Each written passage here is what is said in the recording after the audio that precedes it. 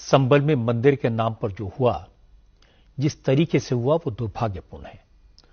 Court ने बिना दूसरे पक्ष को सुने याचिका को मंजूर कर लिया, सर्वे का आदेश भी दे दिया। 2 घंटे में सर्वे शुरू भी हो गया और रिपोर्ट भी बन गई। इतनी जल्दबाजी की क्या जरूरत थी? तुम्हारा दिन नहीं भरा 6 दिसंबर से, तुम्हारा दिन नहीं भरा दिल्ली की सड़कों पर हमारे खून की होली खेलने से, तुम्हारा दिल नहीं भरा हमारे बच्चों का एनकाउंटर करने से।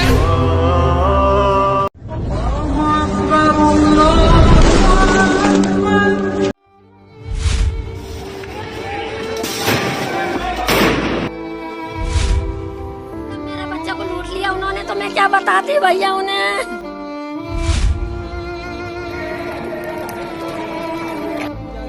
8:30 बजे दुकान पे गए, उसके बाद खबर आई उनका गोली मार दी।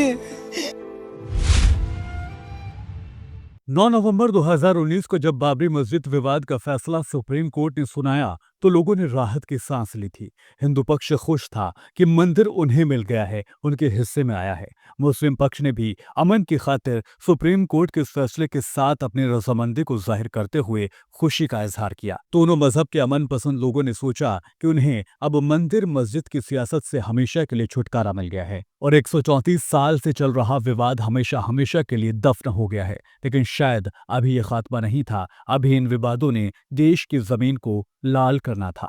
कुछ वक्त गुजरने के बाद ठंडे बस्ते में पड़ी लड़ाई ने अचानक आंखें खोल ली। किसी दूसरे शहर से नई शक्ल, नई मस्जिद के रूप में दोबारा नई जंग की तैयारी शुरू कर दी गई। मथुरा में वाक़ई ज्ञानवापी मस्जिद को हिंदू पक्ष ने मंदिर बताया। दावा किया गया कि ज्ञानवापी मस्जिद वाराणसी में काशी विश्वनाथ मंदिर से सटी है और औरंगजेब ने 1669 में मंदिर को तोड़वाकर इस मस्जिद का निर्माण कराया था।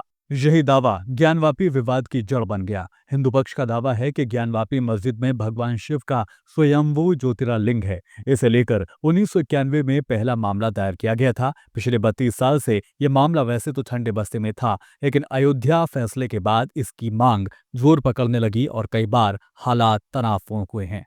और तीसरा विवाद जिससे हम सभी बाखबर हैं, जी हां, ताजा तरीन मामले ने जहां 5 मुसलमानों की जान ले ली है। संभल की जामा मस्जिद, जिसको हिंदू पक्ष ने मंदिर होने का दावा किया है। एक विष्णु जैन नाम के वकील ने अपने पिता व हरिशंकर जैन समेत 8 लोगों की तरफ से 19 नवंबर को सिविल जज में वाद यानी एक मुकदमा दायर किया।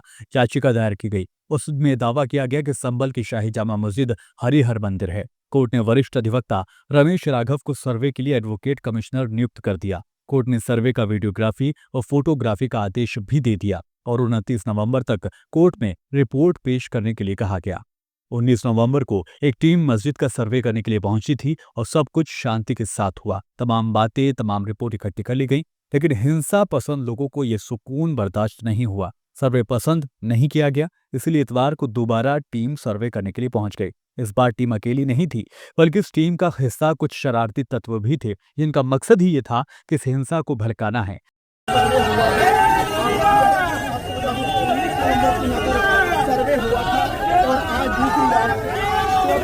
ये वीडियो अपने आप में सब कुछ बयां कर रहा है कि कैसे यहाँ पर ये लोग सर्वे टीम का हिस्सा बनकर पहुंचे, भड़काऊ नारेबाजी की, दूसरे पक्ष को भड़काया गया और धीरे धीरे हालात तनावपूर्ण हो गए।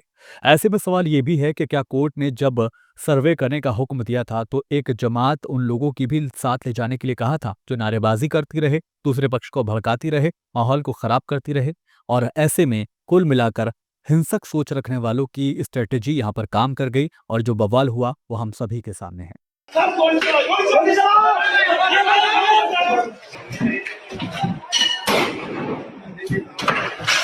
देखा जाए तो हिंदुस्तान में मंदिर मस्जिद विवादों की वजह से वक्त वक्त पर लोगों का खून पानी की तरह इस देश के सियासत ने बहाया है। 6 दिसंबर 1992 को अयोध्या में बाबरी मस्जिद शहादत के दिन पूरे देश में दंगे भड़क उठे थे, जिनमें 2000 से ज्यादा लोगों की जान चली गई थी।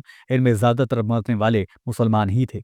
ज्ञानवापी मस्जिद विवाद भी कई बार शांति भंग करने की वजह बन चुका है। हालात तनावपूर्ण होते हुए कई मरतबा देखे गए।